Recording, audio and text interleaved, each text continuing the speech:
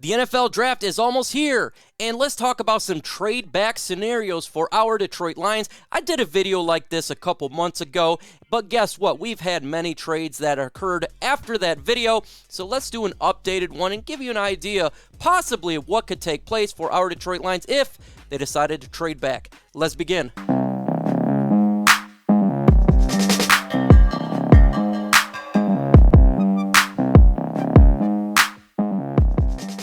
What's going on, YouTube, and welcome to Detroit Lions Talk with MicroMike. We talk all things Detroit Lions, news, rumors, analysis, breakdown, and everything regarding our franchise. In this video, we're going to do trade back scenarios for Detroit Lions. Hey, there's a couple big-time blockbuster trades that took place, obviously going to affect our team, but we need to look at the idea of the Lions not staying at 7. They definitely could stay there and pick their player, but that's not fun right now, so let's do some trade back scenarios with a couple of teams, what the capital looked like, what players possibly would be available for each trade back scenario that goes for the Detroit Lions. Before we jump into this video, if you're not a subscriber, that's nuts. Hit that subscribe button. I'm dropping Lions content every single day. Partner Chat Sports, and let's get the Pride Nation growing and show the world, hey, that Detroit does have a fan base. And smash that like button. It's free. You can support the channel just one click away. Let's have some fun right now. The first trade back scenario, obviously, this would be for a quarterback. If the Denver Broncos feel that there's a quarterback that could be available, hey, maybe a Trey Lance, maybe a Mac Jones or a Justin Fields fall to the Detroit Lions. Lions are not wanting to take a quarterback there. There's a team like the Denver Broncos who would love to acquire a quarterback because let's face it here, Drew Lock does not seem like the future of this team. He seems like a player that's definitely not destined to be the guy going forward. So what would we acquire if we trade back from 7? Well, we would get the round 1 pick, 9 overall. Probably get a round 3 pick, 71 overall, because it's just 2 spots back. And I threw in there a 6th round pick in 2022.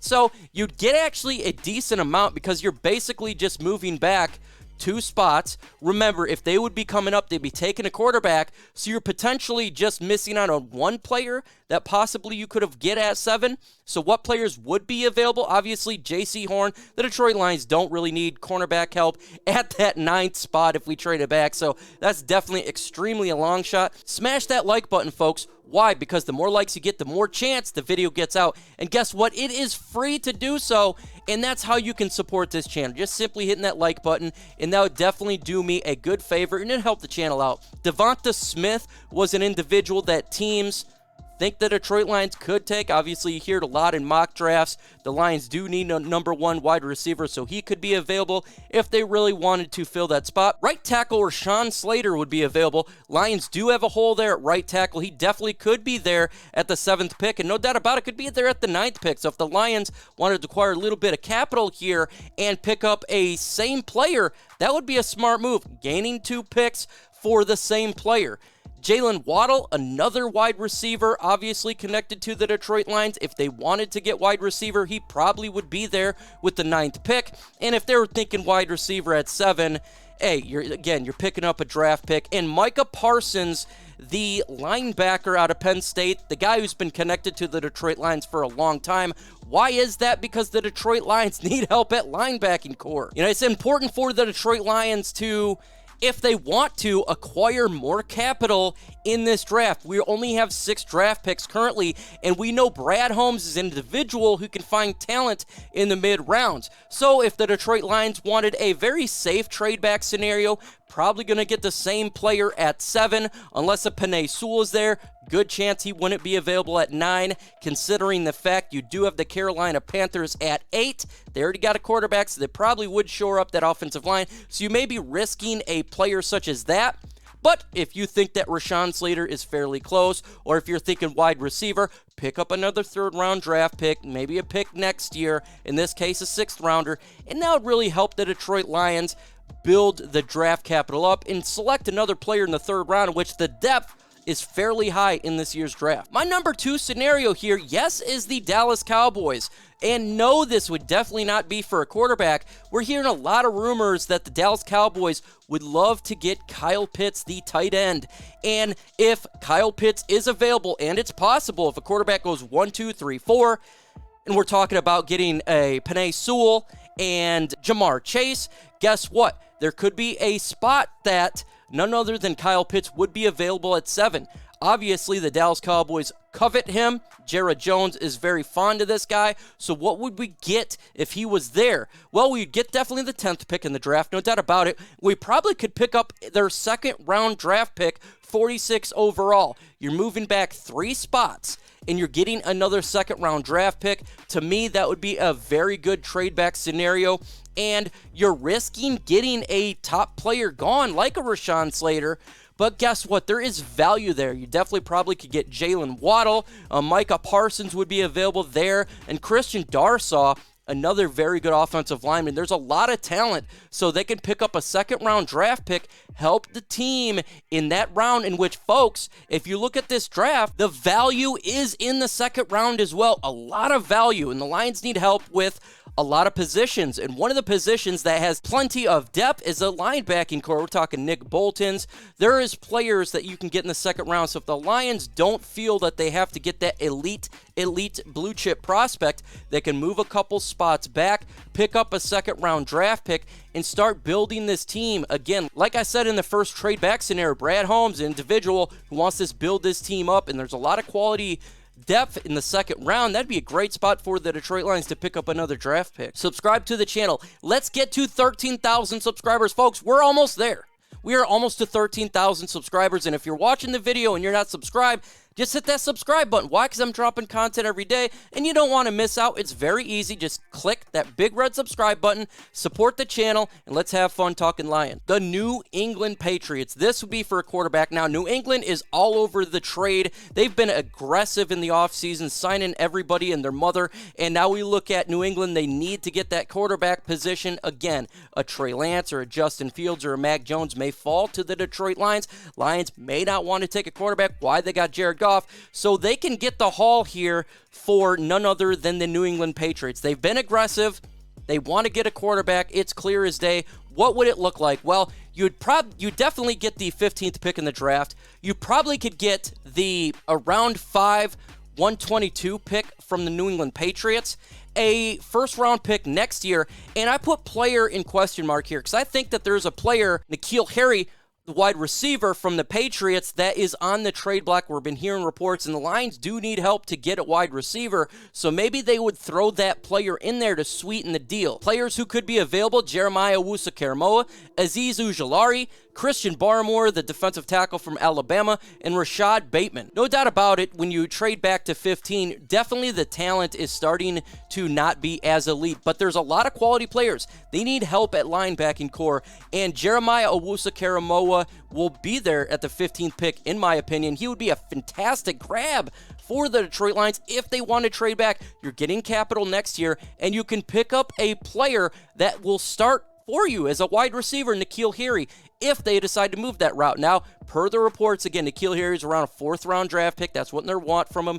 So I think that if the Lions do want to trade back, he could be an individual they could target to throw in that wide receiver core. So it'd be a 2-for-1 deal. A new team on this list is the Arizona Cardinals. Yes, the Arizona Cardinals have been aggressive this offseason as well. I mean, they're trying to make a run at their division right now, picking up J.J. Watt, and there's a lot of rumors surrounding the Arizona Cardinals that they would like to get Kyle Pitts as well, or maybe they feel a Jamar Chase throw on there. They're wanting to really go offensive heavy, or possibly a cornerback to fill Patrick Peterson's spot, but they're a team rumored to be in the trade market. What would you get? Well, it's pretty much the same thing from the New England Patriots. You get the 16th pick. You'd probably get a 5th-round draft pick this year, 160 overall. I threw in a 1st-round pick next year and a round 4 pick possibly in 2022 as well. Again, it kind of equals to the N'Keal Harry trade. The players would still be the same players on the board. You'd have Jeremiah Owusu-Koramoah, Azeez Ojulari,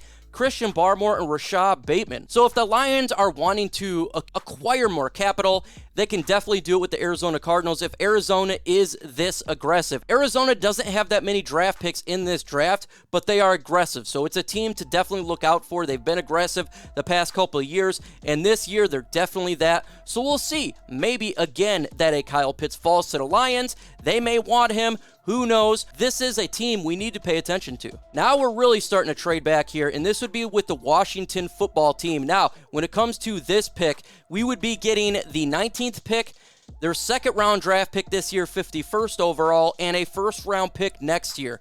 This is a big move back. You're going from 7 to 19. Now, the players on the board is much less.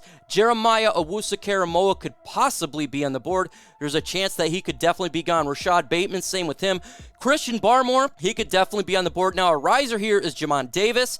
He could be on the board for sure for the Detroit Lions. And Xavier Collins, the outstanding linebacker, could be a player target for the Lions. Now, this is where is the risk worth the reward, because you're moving back this spot. You're not going to get a blue chip player, a top 7, but you are acquiring capital in this year's draft, pick up the second rounder, and a next year's first round draft pick. It is a big time move back, though, and it'll be something that Brad Holmes has to contemplate. It'll be a giant move. But Washington football team, been reports that they want to trade up and take a quarterback. They could be extremely aggressive and go from 19 to 7, offer the farm, and could be even more than this, to jump all the way to 7 to pick the quarterback that they would like, because their team is nearly ready to compete, and if they can get a quarterback, they probably can win their division. So this would be another team to pay attention to in this upcoming draft. Next team on my list is none other than the Chicago Bears. Look, the Chicago Bears made a decision to sign Andy Dalton, and the press corps as well as the fan base of Chicago